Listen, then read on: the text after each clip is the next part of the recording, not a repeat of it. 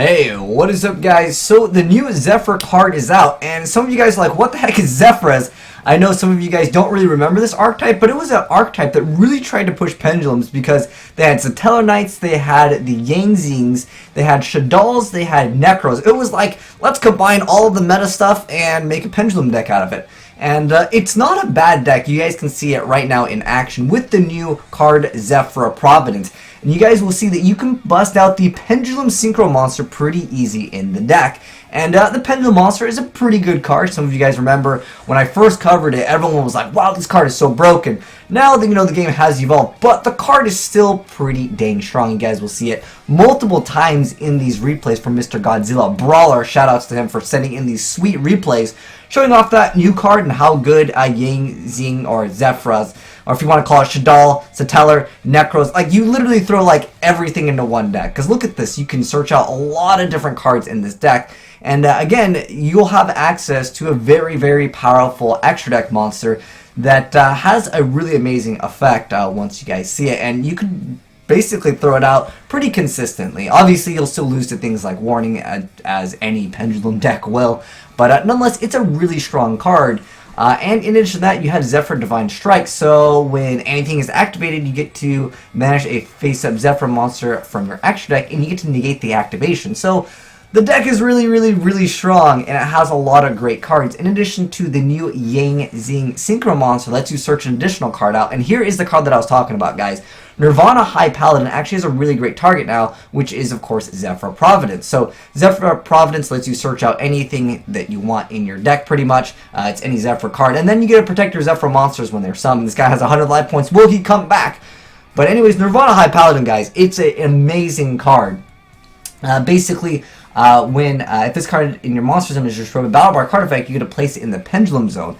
And then on top of that, I'll go ahead and go over its effect real quick, and then I'll show you guys the other replays and other combos in the deck. But anyways, so it has a pretty good monster effect. So when you synchro summon it using a Pendulum monster, you get to get a card in your graveyard and add it to your hand. And that becomes any card, and it becomes even stronger when you have, of course, Providence to search out, and then you get a free card, and then you get to recycle it.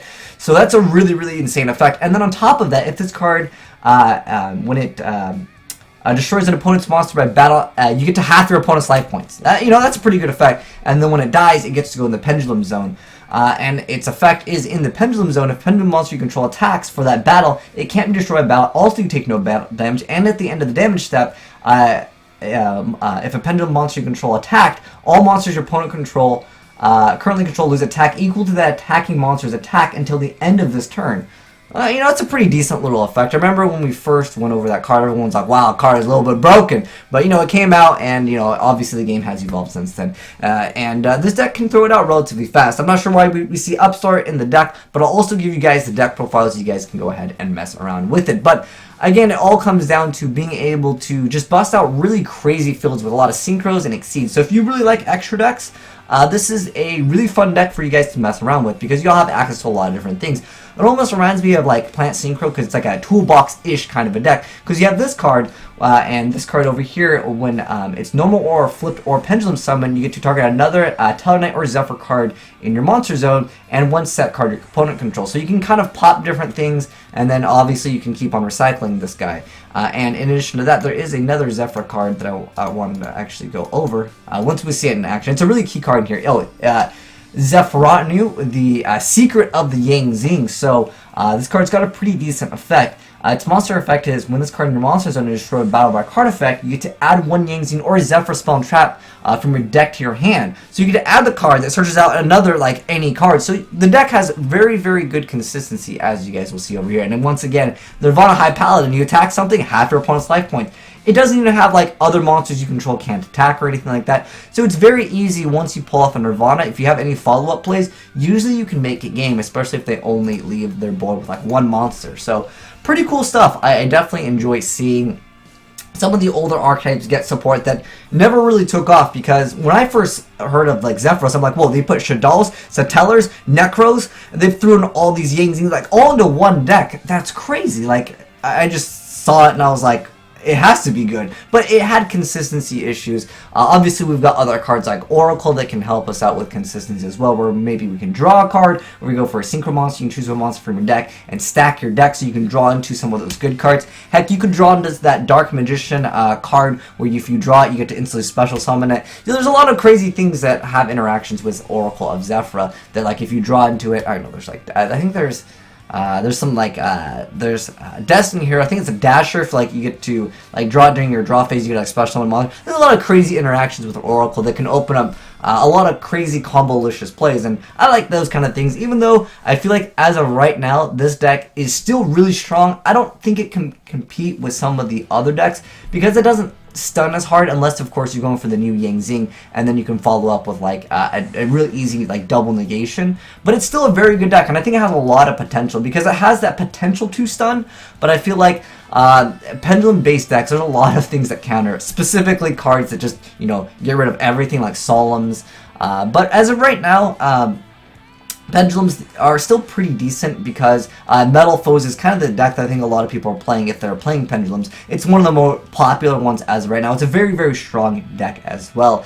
And this one I would say is a little bit more difficult to play for the most part when you're starting out, but I think in the long run, though, the Metal Foes, they offer more utility because you have access to a lot of different things in the extract, especially when you max out on Gofu. Gofu, a really cool card as well to add into most pendulum-based decks. I wouldn't be surprised if someone tries to add it into here because, again, the deck has really good consistency, but there are going to be turns where you end up with like a Zefrino over here in defense mode pass because you need to search out for another card. I mean, you can play aggressive, but I think that a lot of decks really need that turn 1 aggressive play if you're not going to be able to set up with like a the Yang Zing card that negates anything. Or I guess you could technically have Zefra Divine Strike, which is still a good card. But sometimes you don't have that consistency as you do with some of the other decks as of right now. And even though this card definitely adds way more consistency, I want to say that it just doesn't have such a good matchup against what is considered tier 1 right now. But I mean, it's definitely still good. You guys can definitely see that it has the ability to just get rid of your opponent's entire board. It reminds me of Inzectors when they'd be like, oh, pop this, pop this, pop this. You can see he's able to destroy Eternal Soul, getting rid of all the monsters his opponent controls, because once that goes away, everything else goes away. But you can see, like, sometimes your board will end up with this plus like a back row, and like you sometimes need multiple negations, so he's going to be able to go ahead and make S39, he's going to go ahead and attack into it and get rid of that card, and that card will not proc its effect. But nonetheless, a pendulum-based deck is very, very resilient over here. You can see he's going to go ahead and summon a bunch of monsters in one turn, and then he's going to go ahead and activate this effect. His opponent's like, yo, you got game. But I know some of you guys saw it, and you guys might be interested in building the deck yourself. So I'm going to go ahead and give you guys the deck profile, and you guys can edit it to your liking. One thing I noticed, again, was the Upstart Goblin. Maybe there was a glitch, accidentally put this in instead of a Pot of Desires. I just don't understand why you play 50 cards and then also be playing Upstart, but nonetheless, this is what I have from the deck profile. But anyways, first off, we got 2 copies of Zefra, the Secret of the Things. Like I said, sometimes like you end up with this pass, and it's a very passive play, and you can't really play too passive right now in Yu-Gi-Oh! You have to be very aggressive turn 1. And then we have 2 copies of the Flame Beast of the Necros. We have 2 copies of the Satellar Knight Zefraction. Then we have 2 copies of Deneb. We have 2 copies of Swordmaster, 2 copies of Zefra Core, 2 copies of Satellar Knight Zefra Thuban. Oh man, these names are pretty hard to pronounce. And then we have 2 copies of Ritual Beast Tamer. We have 2 copies of Zefraxi, Treasure of the Yang Zing. 2 copies of Ritual Beast Tamer Zeframpilica. And then we have 2 copies of the Shadal Zefranaga. We have 2 copies of Chewin. 2 copies of Effect Failure helps you out with your Synchro plays. Then we have 1 Necros of Valk. We have 1 Brionek. We have Raigeki, Reinforcement of the Army. 2 copies of Pot of Cupidity. 1 Upstart Goblin. 2 copies of Terraforming. 3 copies of Zefra Providence. 2 copies of MST. 1 Emergency Teleport.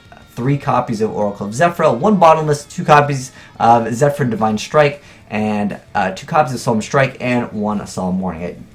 I would probably suggest playing 3 strikes and take out the Upstart Goblin or add another Desires instead of it, but those are just my little quick suggestions for you guys. And we have in the extra deck the card that got busted out pretty much every duel from the replay, Nirvana High Paladin. Very, very, again, strong card. Search out anything from your graveyard and then half your opponent's life points if it kills something. A really, really strong card. And then we have the Chao Feng Phantom of the Ying Zing. This card is a pretty decent card if you get to bust it out. Then we have one of my favorite Synchro cards, Ignister. And then we have Crimson Blader, still a very strong card in the game if you can manage to get over a monster in your opponent that their deck relies off of synchros and stuff from the extra deck. Sometimes that absolutely ruins them. But anyways, then we have 1 Yazi, 1 Ancient Fairy, 1 Stardust Charge Warrior. Get those draw cards in. Then we have Denlong Origin of the Yangzing. Now there's another Yangzing trap card and that I wanted to mention that you guys can also tactically put in, because it does help in the deck. I forgot exactly what was the name of it. It's Yangzing, I don't know, it's the one where it negates, someone will mention I thought it was a counter trap card. It was a Yangzing card, right? It was a Yangzing card that like negates anything as long as you control a Yangzing. Oh, it's 9 branches. When a spell, trap, or monster effect is activating control a Yangzing card, you get to negate the activation and destroy it. Keep in mind that's a Yangzing card, not a Zefra card, but obviously if you're making this, it's pretty easy to have a Yangzing card, because this one is the one where you get to add a Yangzing card. So, I mean, hey, that's a pretty good little effect. I mean, I don't think adding one of these is that bad. Certainly better than like Upstart, in my personal opinion. But it's not a bad card if you guys want to add it nonetheless. It is definitely there. But as far as the extra deck, we got the, I think we were over at Denlong, right? And then we got M7, S39 Utopia, and Utopia to bust out the S39. Then we got Silent Honor Arc, then we got Castell, and then we got Starleech Palette Dynamo, get those extra draw power in, and then we got the Daigusten Emerald to recycle your engine. But a pretty cool deck. Interesting to see if this deck becomes powerful. I feel like it's, like I said, it's a decent deck. Even though it's very, very consistent in one ways, it's inconsistent when you compare it to some of like the more top-tiered decks, just because you have so many weird cards, and sometimes you just need that like one extra card. Maybe if they had like one more card that searched out a another Zefra card, like when it's normal summon you get to add a Zefra card from your deck to your hand. I know this one, it tactically does do that, but it has to be destroyed. Like, you gotta be fast this day and age in Yu-Gi-Oh! If you want to be competitive. But you guys can let me know your thoughts on this deck down below in the comment section below. But yeah, if this gets like 1 or 2 like really, really strong cards, I can definitely see this deck being potentially competitive. But anyways, thanks for watching, guys. If you enjoyed the vid, make sure you guys get a like button, a titty slap for them chew wins. But anyways, thanks for watching, and I am signing out.